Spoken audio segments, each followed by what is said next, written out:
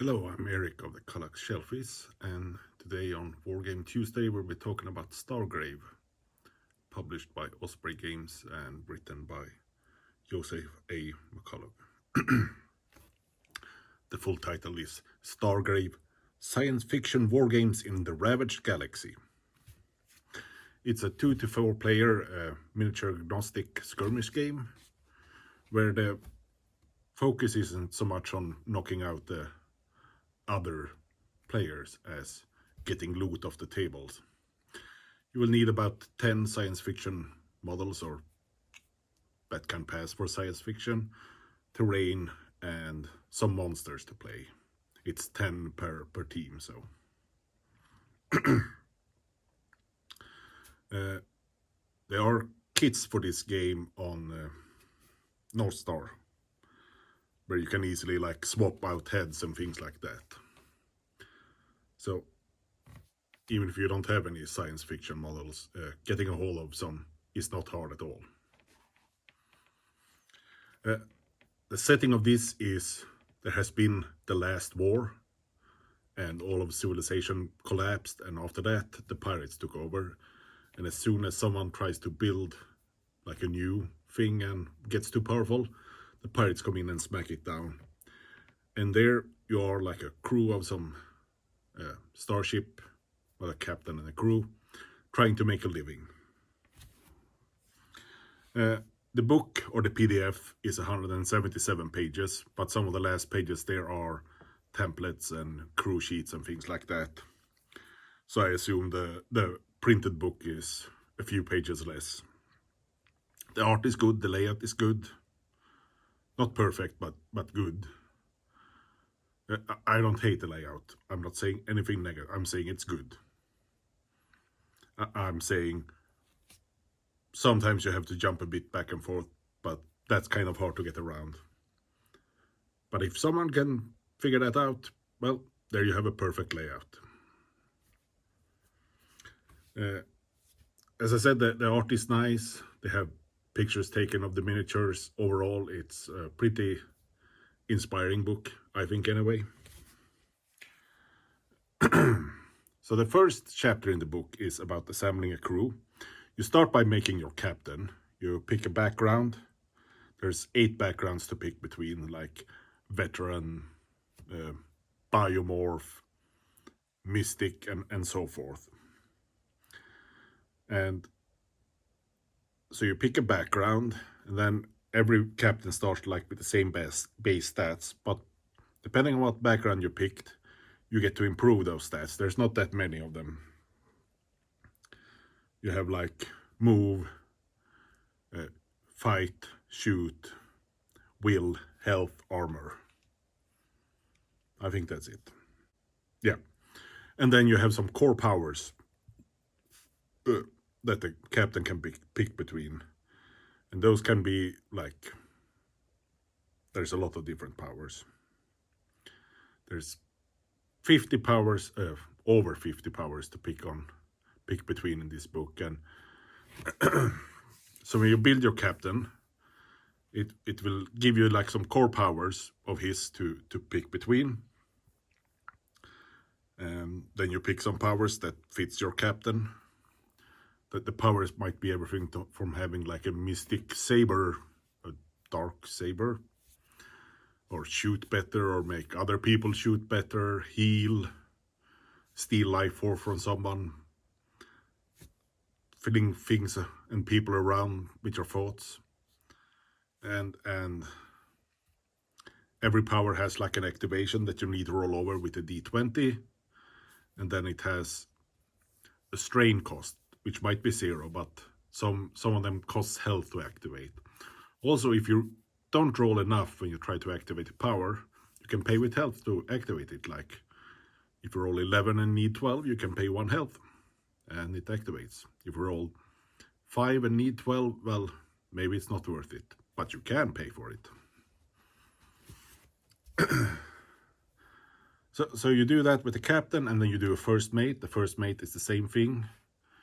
You pick your first mate, you pick some powers. So he's slightly worse than the captain. After that, you fill out the rest of the slots with crew. So like 8 more crew guys. And the crew, like some of them are free, some of them you have to buy. You have like 400 credits to spend in the beginning, and like a standard soldier will cost 50, a specialist will cost 100, and then there's like some hackers and things like that that helps you unlock loot digital tokens easier, and there's a chiseler who helps you unlock physical loot tokens easier. Things like that cost maybe 20, and then there's like the cannon fodder, and they're free. I call them Steve. Steve is free.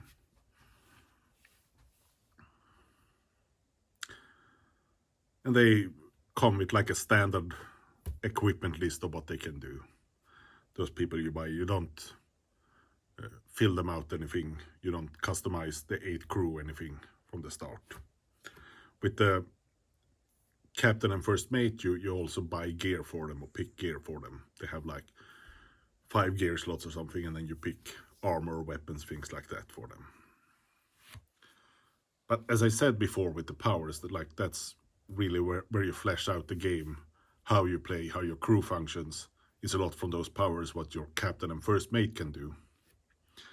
And some powers are not even happening in games. Some powers are like between games, like you can get paid more and things like that. So as I said, there's a ton of options.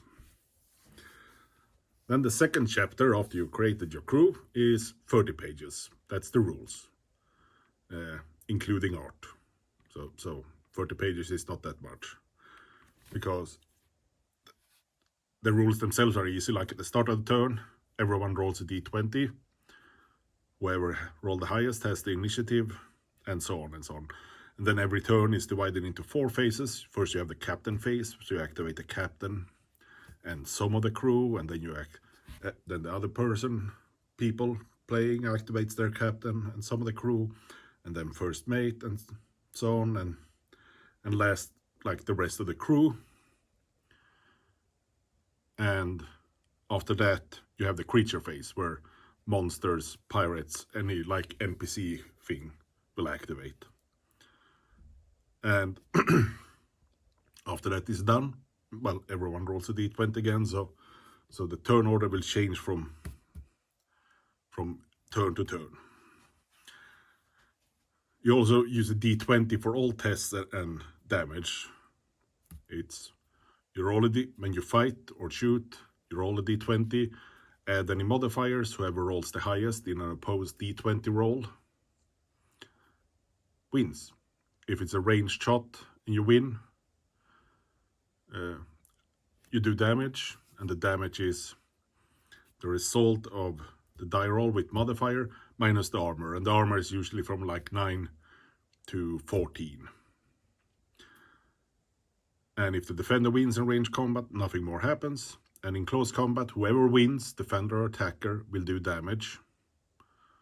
And it's the same there. You take the total modified result minus the armor. And considering most crew and captains will have between 12 and 16 hit points, it is a dangerous game. But just because someone goes down doesn't mean they're out forever. You roll between matches to see if you can get them back, or if they're seriously hurt or have lingering effects and things like that.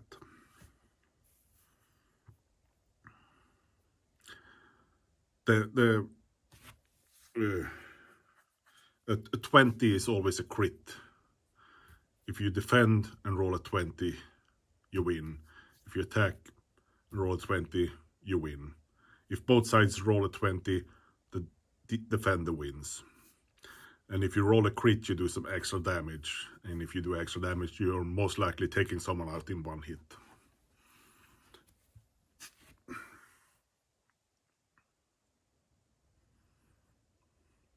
The next chapter is about campaigns, which I was touched on here briefly.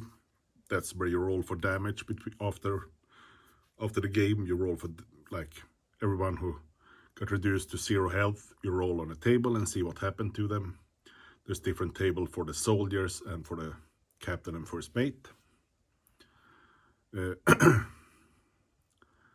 There's also like equipment you can boost your ship with to help with these injury rolls. But yes, your captain can like get taken out and killed by Steve. If Steve rolls well and the captain doesn't. And then you roll like crap after the game. But I have not lost any captain or first mate yet so far in my games. I've lost some Steves, some Bobs. Rico died also, but I wanted him to die, he was in the way. Here also you have loot tables, because as I said, usually the main thing about this is you want to get loot off the table, because that pays for new members and upgrades to your ship and all that things. And then so after the game you take like how many physical and digital loot you made off the table with, and you roll on the table for each one of them. And there's like a few strung together because you can find alien technology and things like that. And you just roll and you get something, and you can take them, you can sell it, or you can keep it, give it to one of the crews. Maybe it's a better weapon or better armor or something. Here you also spend money to upgrade your ship, upgrade your crew and all those things. After that there's a chapter for all the powers and how they work. I touched on them briefly. I'm not going to talk about them much more, but as I said, you have to roll a d20 to activate them. And as you level up your captain and first mate, you can lower that activation number and also get new powers. And I also talked about there's templates for grenades and flamethrowers towards the end of the book.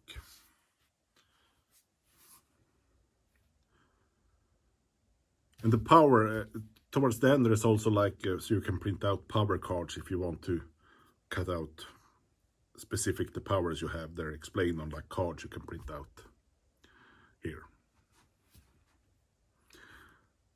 To sum this up, this is a great game. If you're looking for like tournament play, this is probably not for you. But if you're looking for like a fun game that's easy to play with 2, 3 or 4 players, I played it on all those counts. This is a great game where, as I said, the focus isn't on taking out the other crew. The focus is on getting things off the table and having fun. And that's really what I want out of a game.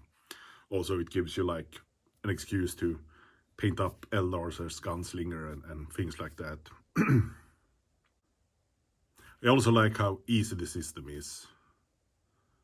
Like most are like one roll, sometimes one roll followed by another roll, but there's not that many die rolls involved, and you just roll your d20 and hope for the best.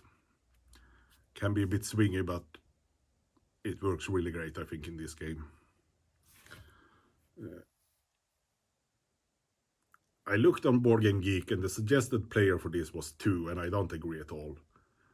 I think this is more fun the more people you are.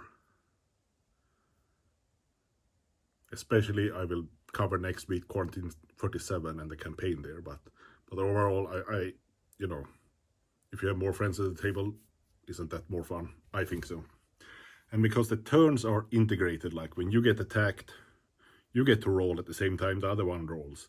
And it's so fast, it's not like you can pick up your game and play Marvel Snap there while waiting for the other's turn to move his things and stuff like that, since also everything is split up into the captain, first mate and crew phase. So like things happen almost all the time. You're pretty focused. The time, even like when we play 3 or 4 player and the games take longer, it feels like the games are a lot shorter because you're not sitting around waiting. and playing like with 3 players instead of 2, and like, oh yeah, you can have fun next week, and someone else sitting out, isn't that better? I don't understand why so many wargames are like stuck with just 2 players. Like, this isn't chess, this is fun.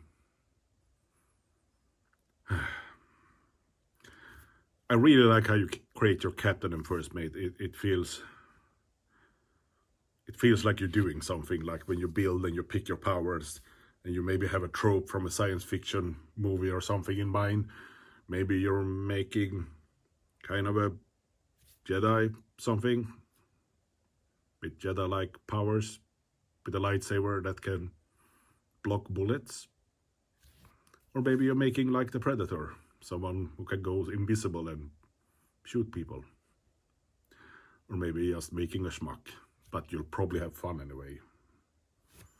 And hopefully your fancy captain that you love so much doesn't get killed by an angry space dog. But it can happen, so be prepared for that, and then you get to make a new captain, or elevate your first mate to captain and make a new first mate. But you get to make something new, isn't that fun? On the negative side here is the narrative aspect in this book. You have 9 missions. They're not... There is like a table to roll, like what mission you play. And you can, when we started this, we kind of tie them together, like, well, this makes sense, we played this one, well, now we have stolen this goods, so now we need to go to the fence. But there's no, like, campaign structure more than that in this book.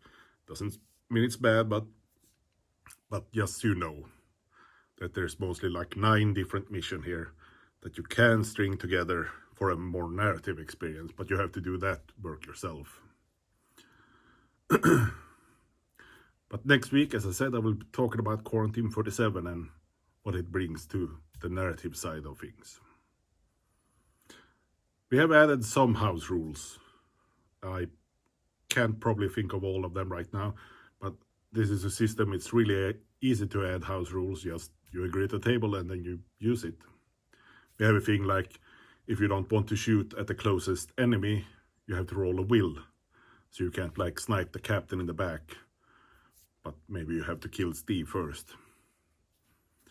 Things like that. And in close combat you have to fight, so you can't just run with the Steve into his captain and hold him up for long in close combat without any like risk on your turn. We've added some more, and I think that's the basic of them.